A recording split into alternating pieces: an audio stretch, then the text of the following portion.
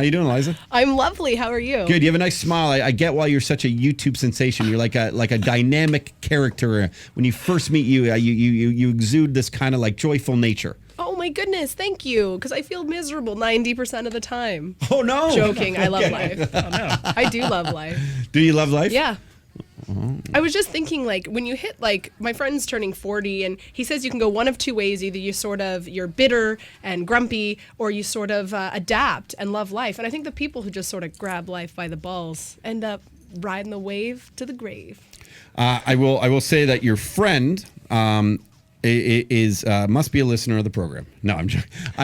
No, because I had a choice to make at 40, and that's when I decided to make it, which was go one way. You go two. There truly is two ways to go, and not to get into this whole kind of bullshit kind of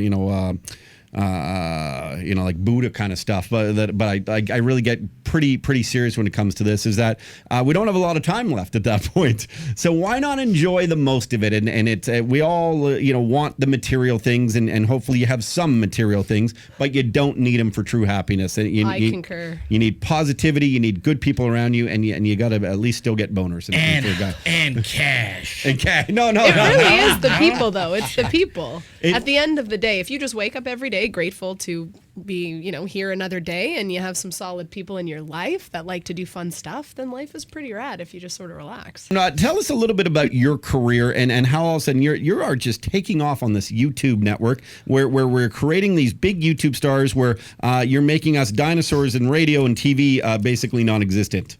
That was my intention. I'm sorry. It's a good intention. It ended up, I was on Big Brother Canada season 1, and then a lot of fans just asked me to talk about it. And instead of doing it from my laptop, I decided to just be slightly more professional, do it in a studio with an editor, and it's sort of taking off big time. So much so that I'm strongly considering launching a new channel. I have this huge idea, something that interests me and I think will interest the masses. And, however successful you think I am now, buckle up. Because it's about coming to get crazy. Wow, good for you. Yeah. And now these YouTube sensations, they're calling them, these big stars. So you decided to go talk about this Big Brother when it came to Canada. Now they're in Big Brother 3, and there's like all this crazy stuff going on, and people always hate each other and everything. And I don't want to say it's like you're gossiping about it, but you're almost like reporting it like people would report on sports games after, and you kind of delve into all these situations. People love this stuff. It's actually, I watched one the other day, and it's more like a roast. So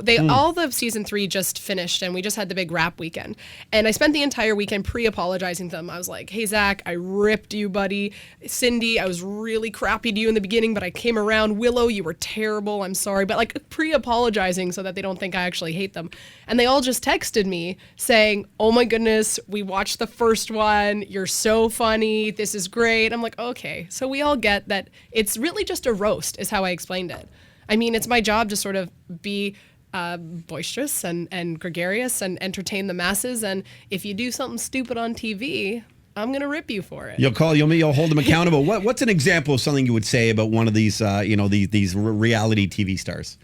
I usually just tear up their gameplay because that's what people want to hear. I'm not like, you're stupid and ugly, because that's not clever. I'm more if someone cries a lot on TV, I'll just be like, there's no crying and baseball, you need to get it together. Or if someone's getting duped, I'm like, you're a moron. I'd be like, who offers to put themselves on the block? Like, that's not what happens. So if you know the game, this is what the people want to see. Sure. It's just critiquing their strategy and their gameplay, and they all think they have it figured out, and it's funny to watch them fall on their face. Liza Stinton is here. She's a YouTube star. Is the YouTube channel just your name? It is my name. Yep, that's simple. Liza, Liza, or Z-A, wherever you're listening. And it really neat the following you have. The strategy of the game Big Brother, is it something that now you've kind of learned? Like, would you ever want to go on this, and do you think you could win it? I was on it. Oh, you're on one. Yeah. Yeah. But you didn't win one, right? I did not win. Sorry. What's interesting is there's a lot of haters. So if I'm giving advice, perhaps on how to win, they'll tweet me like, what do you know? You were evicted 5th. And I'm like, who has no regrets? The winner. The winner has no advice because whatever the hell they did, they think they did it right. It's everyone else who loses who looks at every single mistake they made and every wrong turn and every wrong decision and says, oh, I get how you win, Big Brother. Interesting. So I think we have a lot more insight being big fat losers. Did you see the show always continuing its popularity? Like I know, Survivor went what 15, 20, like 20, I don't know, 30 episodes or something. It's crazy. It never ends. 30 years. I have BBUS. It is about to do its 17th season. We just got started. I feel like I just got off the show. I was 1, so 3 just ended. It's only been going 2 years, except it's massive. Like we were the highest grossing Canadian produced television show of all time. And we were on Slice, like we were on a cable network, as was season 2. Season 3, they got the bump to global and it exploded. So I don't see them pulling this anytime soon. Is it weird when you're in that house, in the Big Brother house, and one of the things they rarely talk about is like say, like someone takes a nasty shit or something like is it weird that you really get to know these people and oh my goodness, you're they're your family, your friends, your lovers, your worst enemies, all in the same living room. And yeah, people do take nasty shits. And you can't say anything because you are live stream fed to the public 24/7. So even if I sidebar you and be like, so-and-so just took the nastiest shit, all of Canada is going to hear what you just said, and you're going to hear about it when you get out. So you just have to sort of look at your buddy across the room and be like, rah, rah. Were there points, Liza, where you found yourself like holding in like gas and stuff because you might be embarrassed that someone I don't know, like I did reality TV for 3 straight days once, the original Lofters. I don't know if you know the Lofters program. Arissa. I don't even remember. They asked me to be on the show so and I didn't do it. I went on for 3 days. They asked me to be a part of it and I said, I don't know if this is for me. But I remember always like being so conscious about it. Did you lose that at some point? You never well, if you're dumb, you lose it. And you say a bunch of terrible things or something you regret or do something terrible. So I never forgot that I was on television and being mic'd. And, not a particularly gassy person, so that was never an issue. Sweet. And You're I lucky. sort of hoped that production wasn't particularly interested in our toilet experience. So if I just went to the toilet, I was like, here's hoping that this isn't streaming live right now. That's what you got to do. Did people have sex in your year? Was there a lot of sex in that? Was there any sex in the house?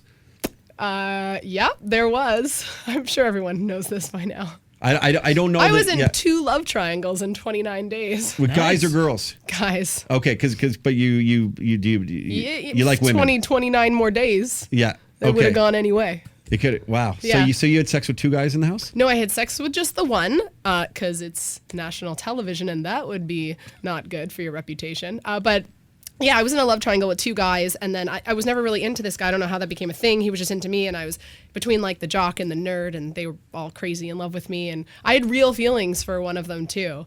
But sex with just the one, and never got caught until now, I suppose. But it wasn't like you think. It's not like a softcore thing. Nobody knew. No, when I came out, I was shocked that nobody busted us. Wow. Yeah, we were stealth. Is this like the first time you've ever actually said it? I can't recall. It's been 2 years. I can't recall if someone like point blanked me. But I'm not really secretive about it. No. I mean, I would tell the. So you had a fun time in the house, and why not? Oh my goodness, it's so boring in there. Like you've got to have orgasms because what else are you gonna do all day? Eat, sleep. Yeah. The other word. And be conniving. And be stealth. Yeah. That's sort of the whole goal. Big Brother is a massively popular show. When you graduated from the Big Brother house or got kicked out, but you did your first season, did you know what your next steps were to kind of make money and stay in this entertainment game? Or how did you sort of was YouTube part of the initial plan? Not part of the initial plan. I own a tanning salon, so I always owned my business. And where's that? It's at Yonge and Eglinton. It's called LA Tan. Yeah, plug it. Please, if you say the show, come up and I'll give you a free tan. All right. Yeah, right at the corner of Yonge and Eglinton. All right. I'm going tonight. Yeah, come get a tan. That's my bread and butter. I mean, I had a real established. I'm sole owner of a brick and mortar before and after, so that's my stability. And then I don't know. I met the YouTube. Oh, they called me in. The same people with Michael McCrudden. Yeah. Called me in to do a little bit for them, and then I just really hit it off with the guy who owns this studio. And that's the Inform Overload guys. Yes. Yeah.